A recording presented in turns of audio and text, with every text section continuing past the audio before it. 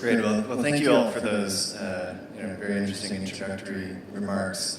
I heard a number of themes coming out of that.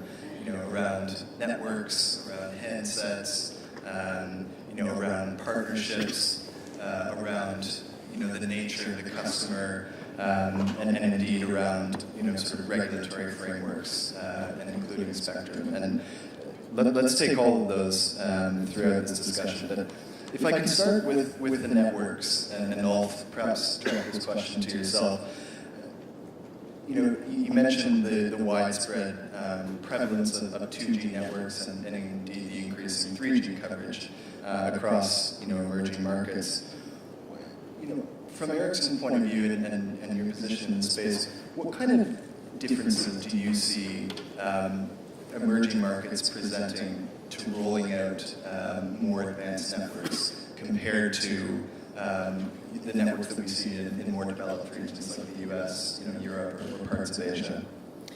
Well, I think, first of all, it's super important with the demand piece, and that the networks, that there are demands on it. There are demand for internet and demand for these devices. As you say, the affordability is deciding everything. I think Manoj's comment there is one of the key questions, really. We know that $10 decrease on the phone, and that's an average, so it's not addressing the $25 phones, but the $10 decrease builds the next 100 billion users. So there you can see, and that in itself is affecting the way that the networks are being rolled out, much more in the emerging markets than anywhere else. So in every base station is a calculation of affordability, and therefore it's for us absolutely crucial to be able to do that in a much more technology efficient way, where perhaps that hasn't been the crucial factor before.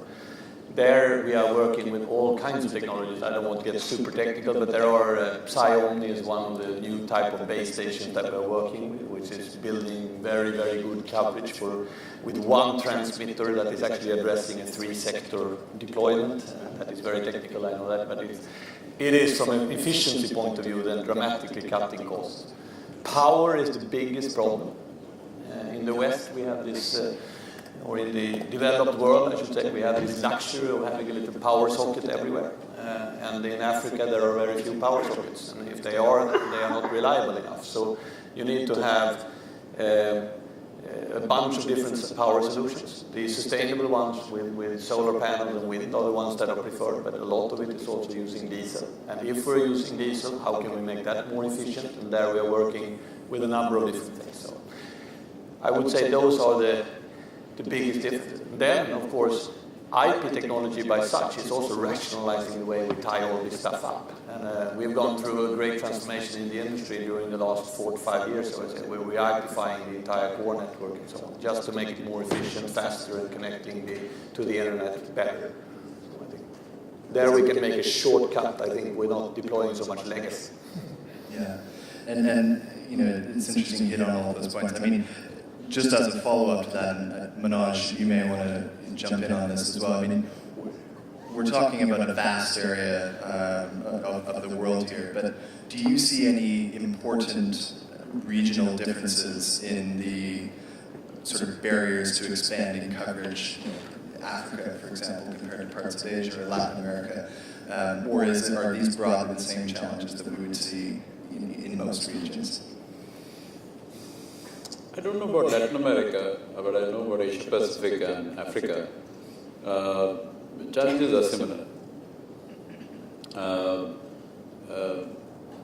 Firstly, the networks are costly. And I'm not saying Ericsson is costly. Networks are costly. Because you put up networks with thousands and thousands of towers, huge amount of fiber networks. Fiber is costly. And if you don't share, cost actually goes up dramatically. So sharing has become a affordability and a viability path. Second issue which we see is there's no power in these areas. And running a network 24/7 without power is quite a challenge. So therefore, we need to have 2 generators, 2 diesel generators in every site, around the clock. So one generator works for 10 hours, then the next generator works for 10 hours. then they break out because continuously. So now we're putting up solar generators, etc., which are helping. Third problem is a lot of security, safety issues which we have running networks which are really over large tracts of land. So there are many problems, I think, which are there. Then right of way, when we have to lay fiber across thousands of kilometers, right of way, governments, fiber cuts happen. You do have guys who do maintenance round the clock, and over motorcycles, they drive along the fiber thousands of kilometers every day, so that we don't let fiber cuts happen and continuity of service is maintained. So there are many such issues which are genuine operational issues in these markets like Asia and Africa, which are there. But we cope with them. We still give good quality service. And I guess just one more point on this, and Chris, I'll come to you in a minute. But you mentioned some notable challenges, and I think most people, in this room and in the wider space would agree with those. Looking towards a solution in terms of overcoming those barriers, within power, within security, other factors. I mean, what types of solutions can you see to those, and whose responsibility is it to provide that? No, I think it is a joint responsibility of government and the operators, because this industry is a regulated industry. It is not a industry like FMCG or which is running on its own. The government and operators have to find joint solutions to many of these problems, and we are doing it. We're doing that. Some governments are very proactive.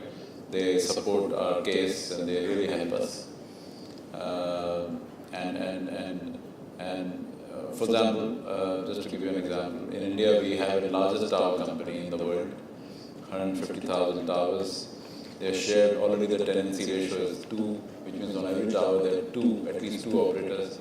And I'm sure in the coming years it will become 2.5 or 3, which means that we are really using cost synergies for our towers. Same thing is fiber. In Tanzania, we have 3 operators sharing the same fiber, which is fantastic. Similarly, we intend to share data centers. We also do share active networks. On power, as I said, the entire Sahara belt, which is countries of Chad, Niger, Burkina Faso, we have a huge amount of solar installations along with Ericsson. And so we save a lot of power, diesel, etc., and cost, and also, of course, save the environment. So there are many actions we are taking on each of these fronts.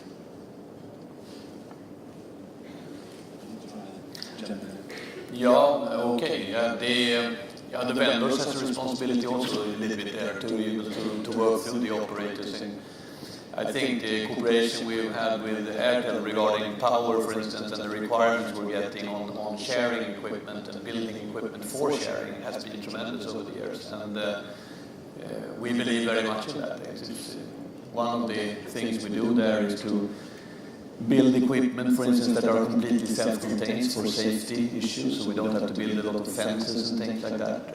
We have developed a number of power-reducing features, as I mentioned before. I think one of the most dramatic there is connected to how diesel generators actually create power, because they are using different revs, rotating in different speeds, and there is a maximum power efficiency on a diesel actually, which is at certain rounds. And then we can run the diesel exactly that round, but that doesn't correspond exactly to the consumption of the base station, so therefore we put in batteries and store that, which means we don't need to ride the diesel the whole time. So those kind of solutions, and they're all reducing and increasing the efficiency. Every little detail counts, I think. That is really my take on how we can build the next tower if we want to increase the coverage in those countries. We've heard a lot of announcements this week around more affordable devices, shifting into this space. Chris, I know from your perspective in Facebook, you guys have made a point of designing services for multiple different devices and really taking into account what is available in emerging markets and really looking quite specifically at that. As you move forward with internet.org and as well as your own commercial interests, how do you see your approach to the device space sort of evolving in emerging markets with your services? Yeah. So today, Facebook is available on thousands of different types of devices, many different OSs, and that will be our strategy, to build great experiences for all those different device types and platforms. Thinking about this from an internet.org context, the price of devices and the underlying cost of devices is definitely one of the barriers to getting people on the internet in an affordable way. Access plans, lack of physical network infrastructure, lack of local language content, in some cases, illiteracy, as well as just awareness of what the internet is and why I ever want it. These are all barriers.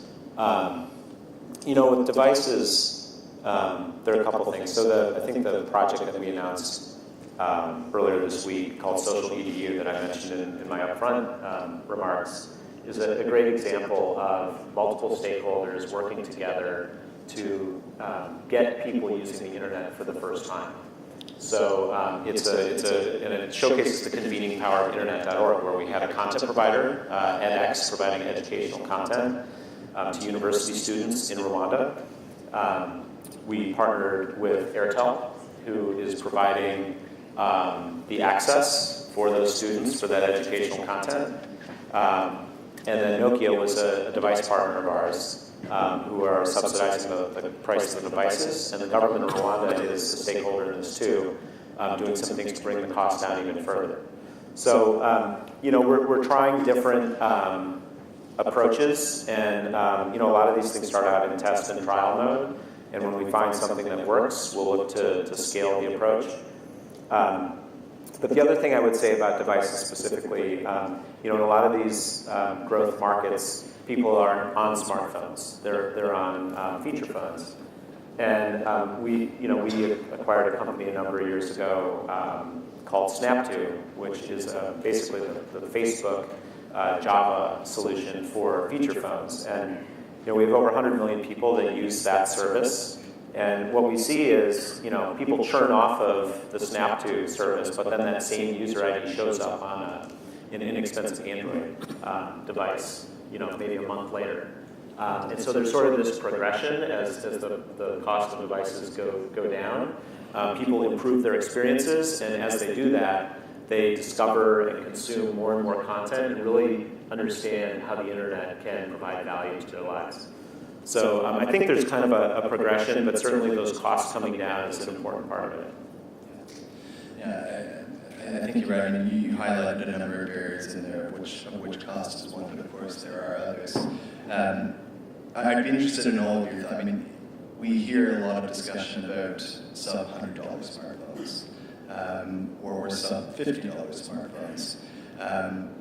With the theory that the lower the price goes, the lower the proportion of income a customer is spending to use a mobile phone. I mean, Mozilla sort of announced this week a $25 design. Do you see any specific threshold that we need to get below on a mass market level to see a critical sort of tipping point or mass, or are we there now, or do we have further to go? We had a similar problem in voice 10 years back. And the feature phones 10 years back were still at $100 or $70 or $80. And clearly GSMA, I remember we discussed at GSMA, and we felt that we need a ultra low cost model. GSMA decided about 10 years back. And we finalized that. And we launched it, and 1 billion new voice connections came up because of that. And clearly, $25 is the sweet spot in emerging markets. Now, obviously, $25 for developed markets is a very low price. But for emerging markets, $25 is a big price. It's not a cheap price. So $25, which in Indian currency is about 1,500 rupees in, let's say, African Kenyan currency is similar.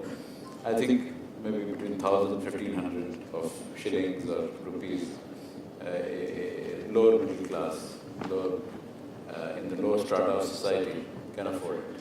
So I believe that $25 is the sweet spot if we can hit it, and we are about to hit it. I think we are very close. Already some announcements I can see. With custom duty, this 25 may become $30, $35. So maybe another 6 months, I think it will come down to net cost of 25, which I think is the right cost for massification of internet. Yeah, I remember that actually. The next billion on The Voice. That was 2005 keynote in Barcelona. So it's at that time we were in Cannes.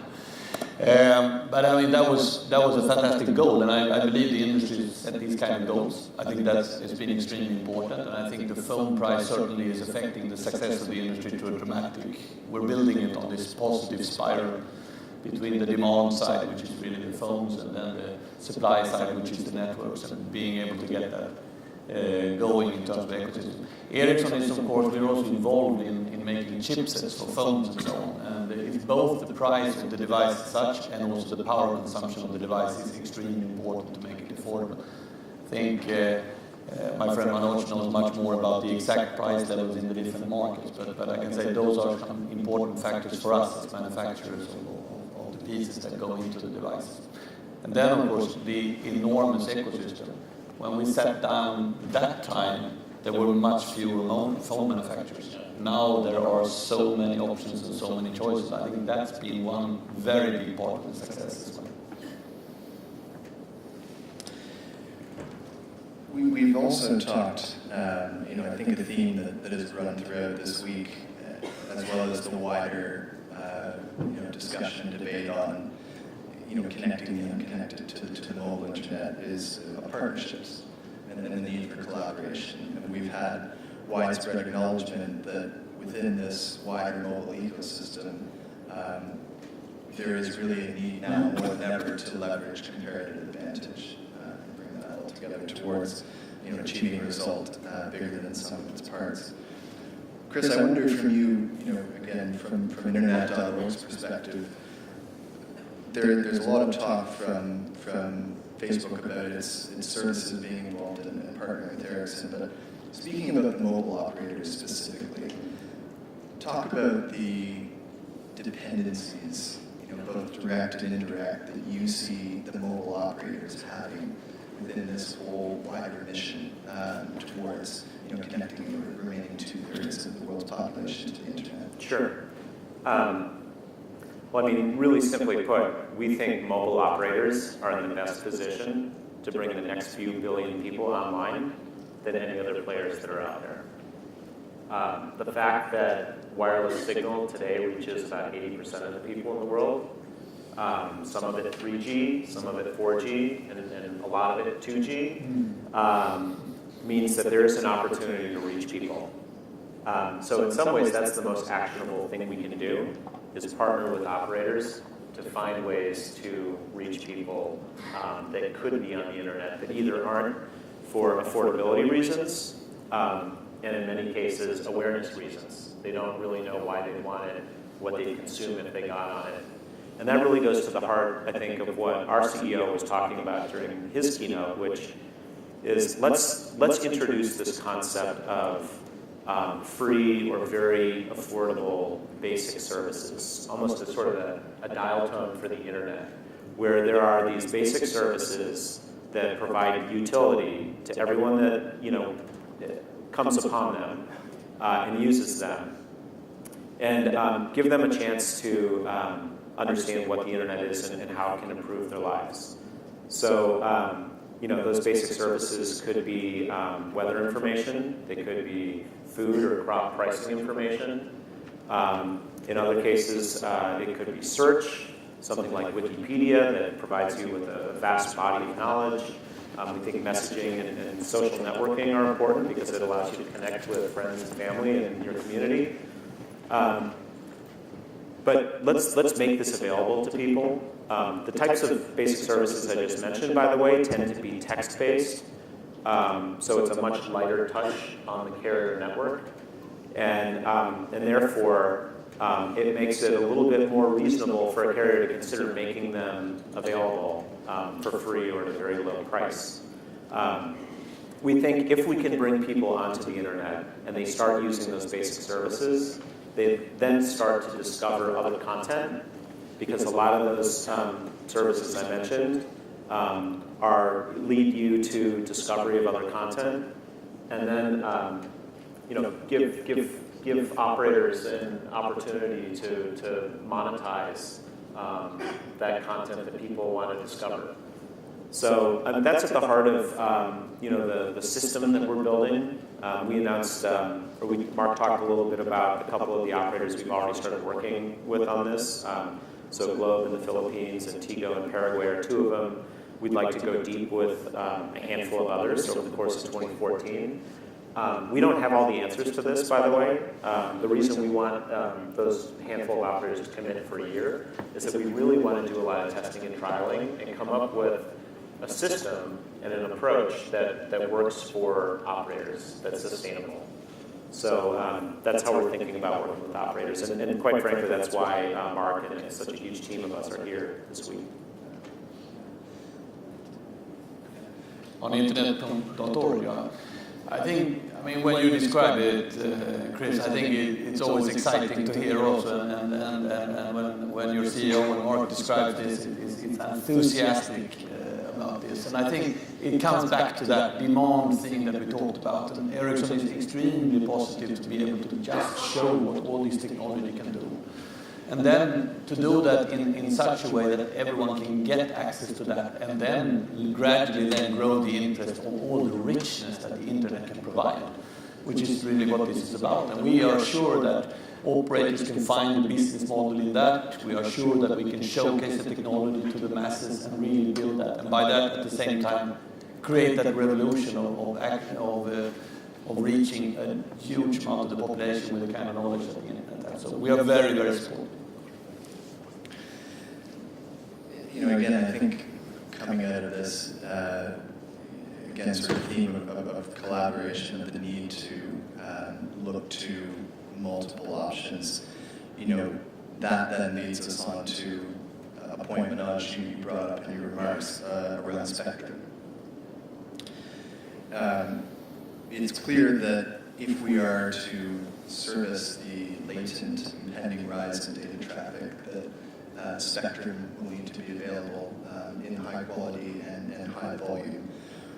What, from Barney's perspective, and I guess speaking for the mobile operators, more broadly, what do you see as the main spectrum challenges that need to be overcome to ensure the rollout of mobile broadband?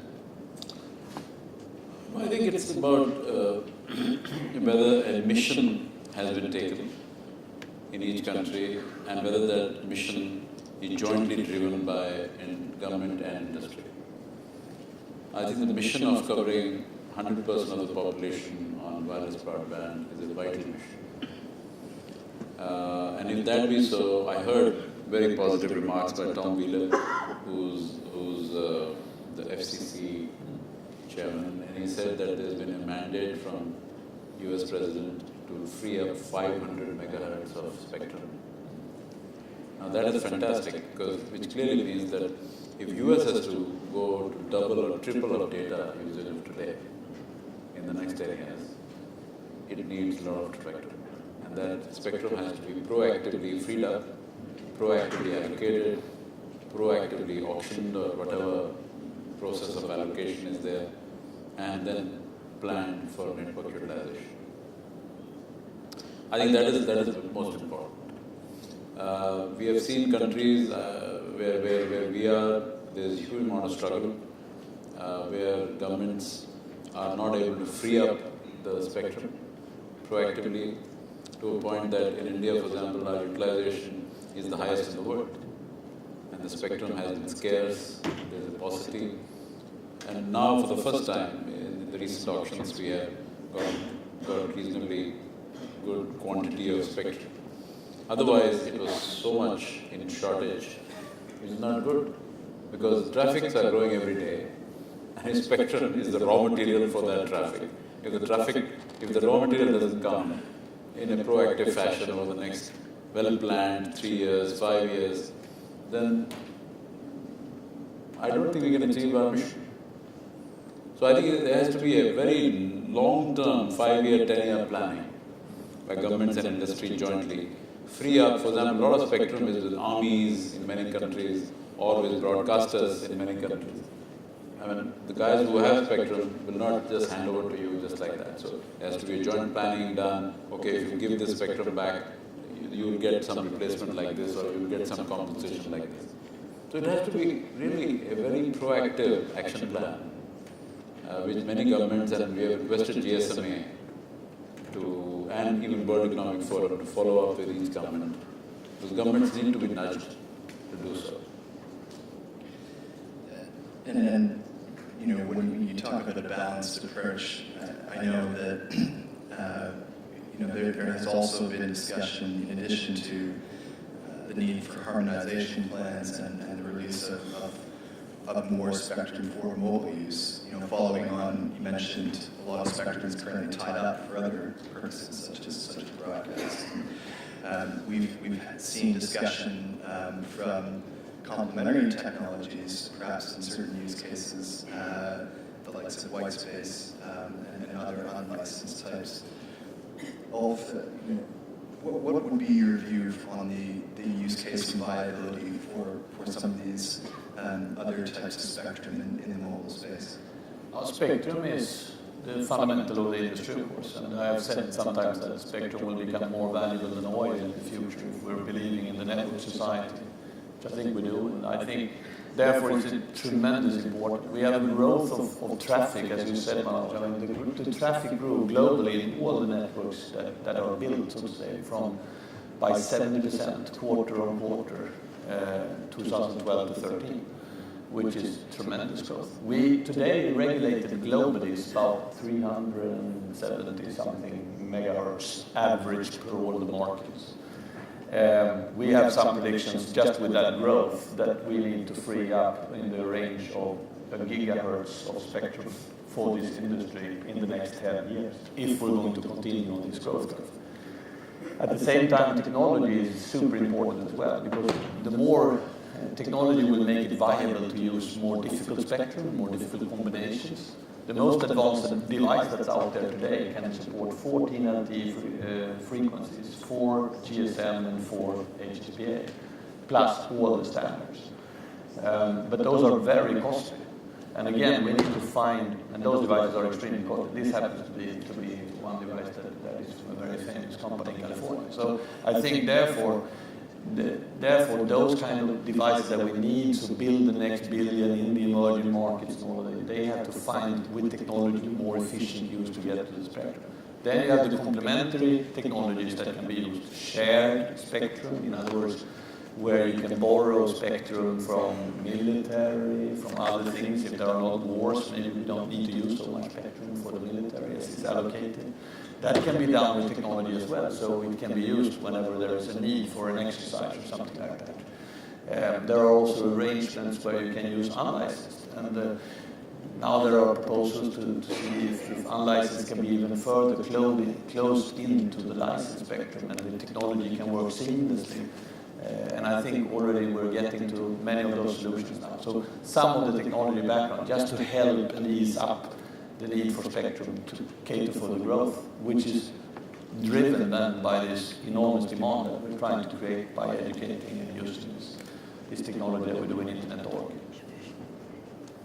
Chris, do you want to comment on that? Yeah, I guess the only other thing I would add is that when you look at the billions of people that are on mobile devices today, that only happened because of that careful orchestration among all of these players, including regulators, to support globally harmonized bands and to really drive those scale economies at the chipset and handset level that make these devices affordable. So that will continue to be important. It takes a tremendous amount of time to get new spectrum out there and to get these bands harmonized. So I give these guys especially a lot of credit for that. But with that said, the demand keeps building for this capacity. And so, as you said, unlicensed plays a role in alleviating some of that demand. And I think most operators have certainly got this mix of licensed and unlicensed to get the job done today. But I think a balanced spectrum policy is probably the reality moving forward. We're coming up to time on this first 45 minutes panel, but Manoj, I want to give the last word to you and just ask a question about, at a wider level, what type of speed of technological advancement you expect to see here. We've heard that there is no prevalent 2G coverage, increasing 3G coverage. Are we at the point in emerging markets where there could be a step change going from 2G directly to 4G in some markets because of the cost of equipment coming down? Or do you see it more likely being a linear progression from 2G to 3G to 4G that we've seen in most mature markets? No, I think we have already seen a leap in the emerging markets in the last decade from a situation where people did not have dial tone, which means they did not have a fixed line. People went straight to a mobile phone. I can tell you, India has about 900 mobile phones today. And if you poll those 900, only 40 million out of that used to use fixed line, which means there are 860 million people who didn't have fixed line. They've gone straight to mobile, from no phone to mobile phone. So that's a leap. Okay, again giving an example of India, from 1.2 billion people, I don't know now how many, maybe let's say 50 million or 100 million people use internet on desktop or a laptop. But time will come that when 1 billion people in the next few years will actually go to internet not through desktop, straight on a smartphone. So they will actually leap over the desktop era. The entire desktop era of Windows and big huge desktops, actually they don't know what it is. So I think the emerging markets are taking a huge leap. Whereas I think the Western world has gone through certain phases, which I think is a good news because, for example, I travel a lot to small towns, etc. And small towns in India and in Africa now have HSPA, latest technology, 3G, latest technology.